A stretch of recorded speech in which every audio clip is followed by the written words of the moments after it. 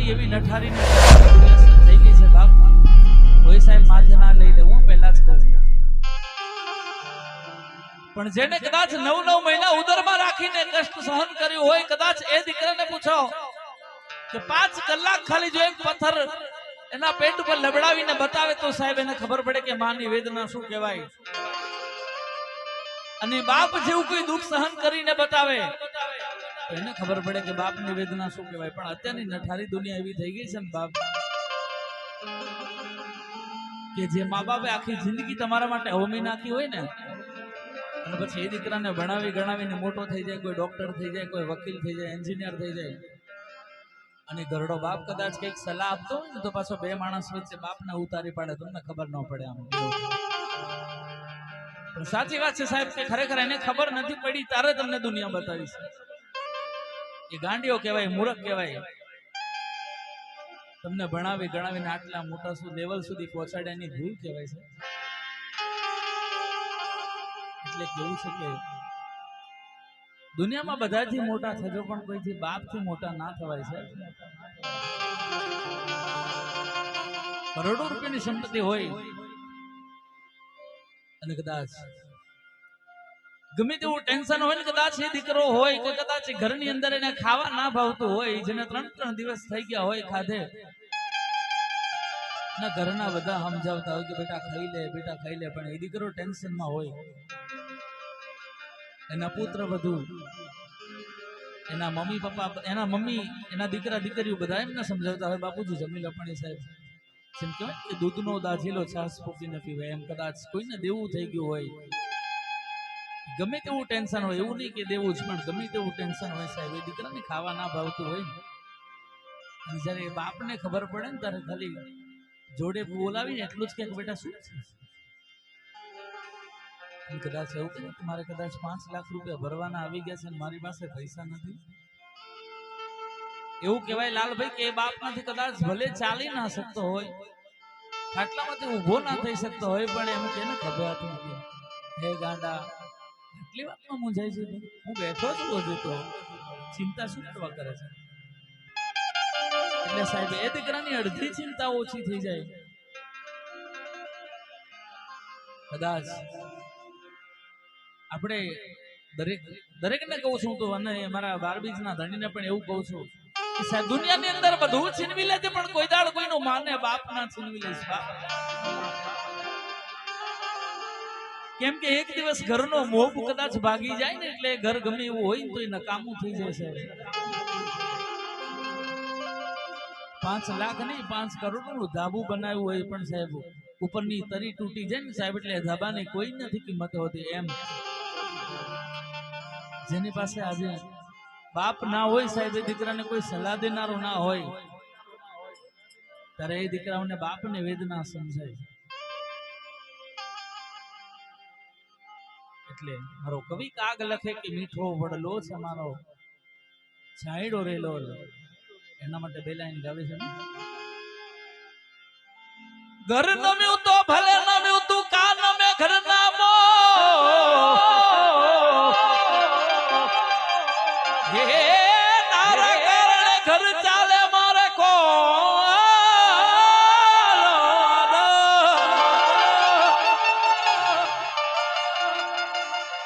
ભાઈ મને ભવ આંબળે બેની મને ડસ જા,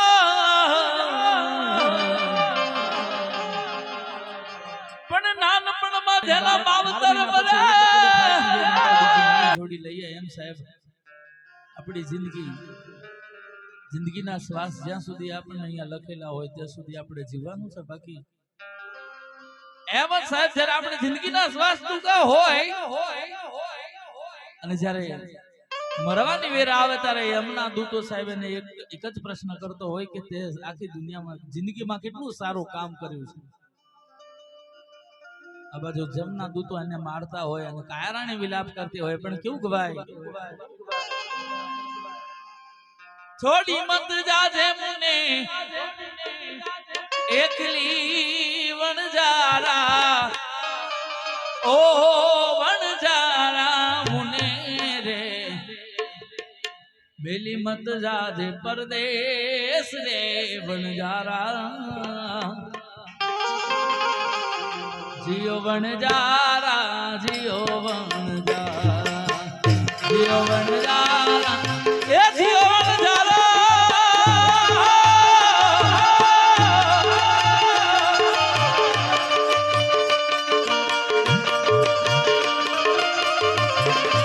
વાબેજો વાબેજો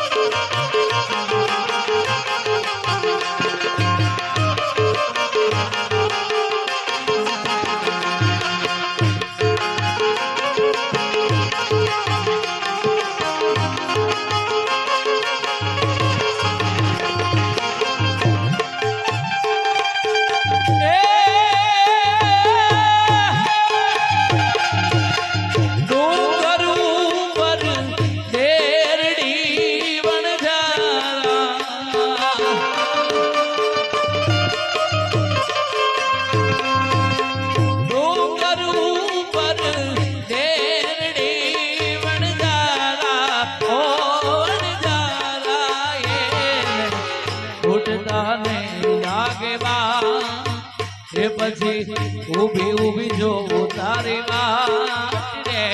વણજારા જીઓ વણજારા જીઓ વણજારા જીઓ વણજારા એ જીઓ વણજારા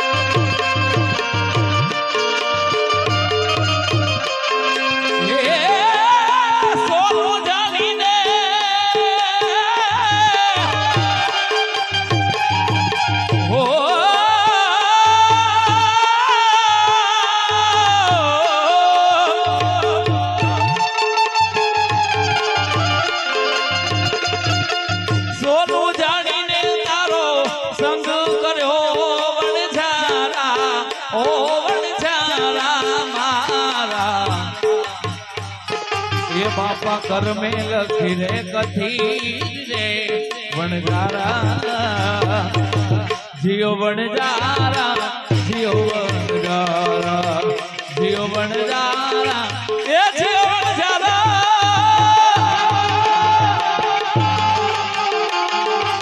વાનિલ વાનિલ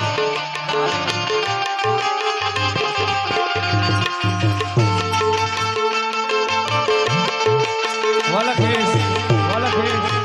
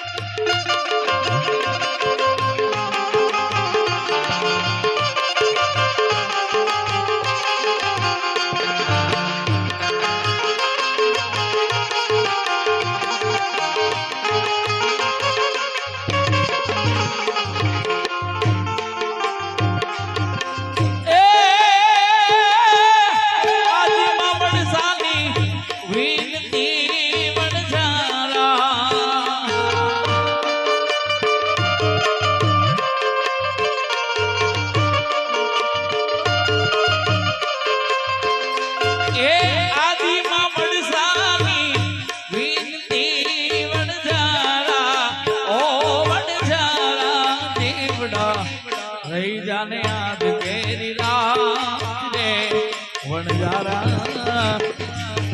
જીઓ વણજારા જીઓ વણજારા પણ સાહેબ એક દિવસની વેળા બને બાપ કે સાહેબ